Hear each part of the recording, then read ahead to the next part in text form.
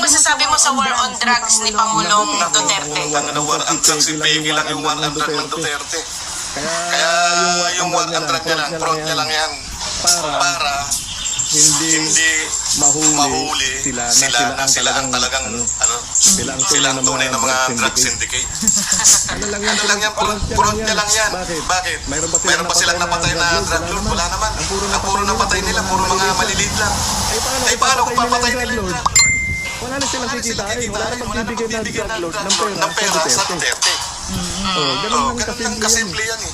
Kaya puro maliliit lang ang pinapatay.